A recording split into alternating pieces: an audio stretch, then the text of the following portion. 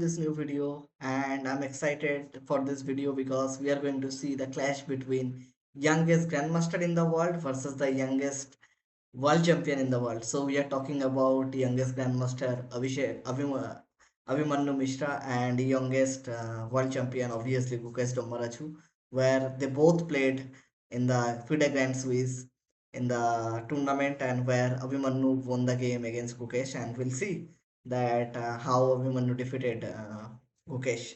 So let's go to the video and let's see. So in that game, Abhimanyu was playing with the white pieces and Gukesh was black. Abhimanyu started the game with e4. Gukesh played e5, knight f3, knight c6, bishop c4, bishop c5, d3, knight f6. Again, we will see that the Guico piano closed Italian kind of, and here Abhimanyu played bishop g5 line, h6, bishop h4, a6, castle, d6, c3, and again this is the ideal setup for the Guico piano. We are not hurrying for the d4, but we are just playing slowly. We'll develop our knight, maneuver it from the sorry from f1 to g3 or e3. Rook comes to e1 usually. Okay, that is the usual plan for white. So black played bishop a7. Black stepped away from this kind of any kind of d4 idea. So knight bd2 played g5, bishop g3, knight a7. Black is ready to play f5 kind of moves. Okay, and now when black's king is on the center, black has not done castle. Black is ready for the f5 break. So white didn't wait, and white breaks the center by himself. d4, good move. So we are giving up this pawn at this moment, but actually we are opening up the center. That is more important. So black played h5. Black is ready to play h4 and trap the queen. So white played d into e5. Okay, definitely a miscalculation from Abhimanyu. So the correct way to continue is that you should play h4 by yourself. Okay, and then come back, and now the center is going to open, and it's very difficult for white black to maintain this setup. Knight d3 is coming, and white is having an obvious development advantage. So, but yes, Abhimanyu played d5, and h4 was the correct way to continue, because after knight h4, gh4, queen h5, I believe here Gukesh was a little bit afraid of this kind of f7 weakness, and bishop h4 is coming. But after queen e7, bishop e7, queen f8, black is somehow defending. The problem is that computer finds this kind of defense where computer will feel very comfortable, and computer is slightly preferring black at this moment. But as a human, you would never play this kind of position to defend yourself. Okay, so Gukesh played here after d5, g4. So, and now here probably Gukesh has missed this into d6 move, and that's the beauty, that if you take, obviously you have to take, otherwise you are down a pawn. You take after dc7, queen e7, knight f3. Now basically white is having three pawns for the piece, but the problem with black is black's king is on the center. c7 pawn is very strong in this diagonal. Okay, and white pieces, all the pieces are very active, and black's pieces are not coordinated well. And we can see here a7 bishop is obviously good, but the rest of the pieces are not so much coordinated. Black played bishop g4, h3, bishop e6, bishop d6, queen to d7, bishop into e6, queen into e6, e5, and just look at these powerful pieces and the pawn. Okay, e5 pawn, d6 bishop, c7 pawn. Okay, black king is going to stay in the center for long time. King d7 played, knight d4, attacking the queen, attacking the knight. Okay, computer might say it's a kind of mistake, but the better move was somehow a4 with the idea of b4 and b5. Okay, but yes, no way. Knight d4, bishop into d4 played, pawn into d4, and queen d5. Now black is creating somehow blockade on the light square. If you look at it, so that white doesn't have any kind of resources to get to the light square. But white took another pawn, queen into h5, knight f6, queen f5 check, queen e6, queen into e6, f into e6, And now again you cannot take, then your all pawn will get lost and everything you will lose. So here white played f4, knight to d5. Again, this position, it seems that white is having four pawns for the piece, but the problem is that black has created excellent control over the light squares, and white doesn't have any control over the light square. The pieces, both knights are excellently posted, it's gripped on the light squares, and there is no way you can remove those knights from there. And d4 pawn is somewhat weak.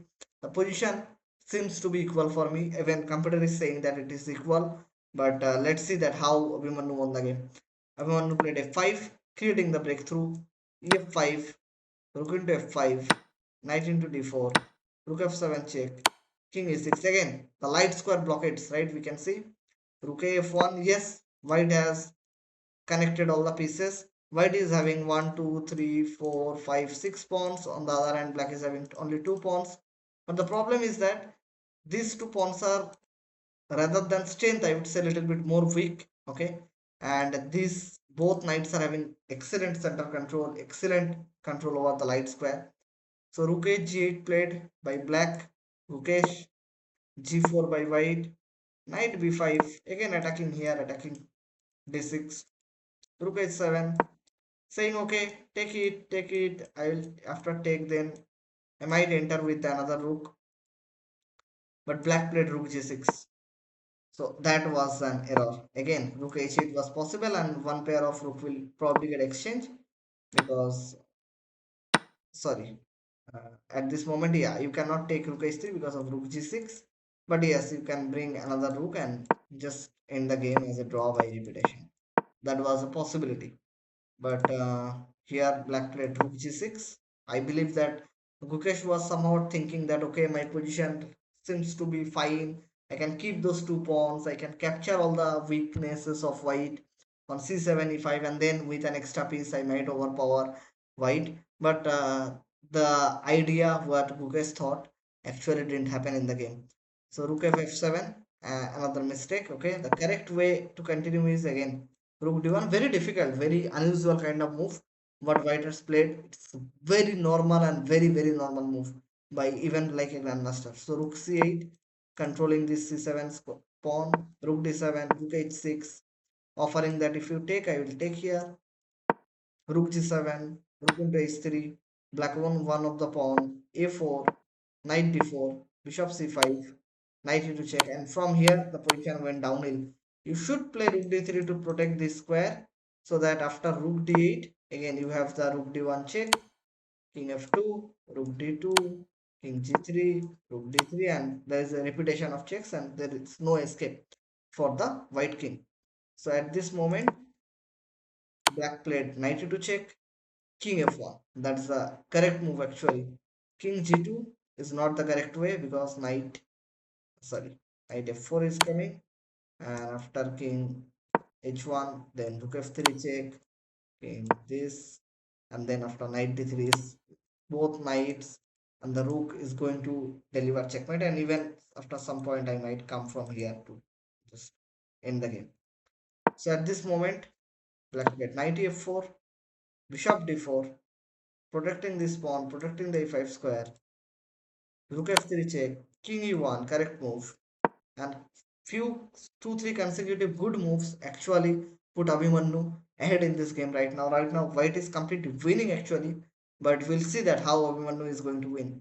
After knight d3 check, king d2, knight into e5, bishop into e5, bishop into e5, rook g5 check, king e6, rook g into d5.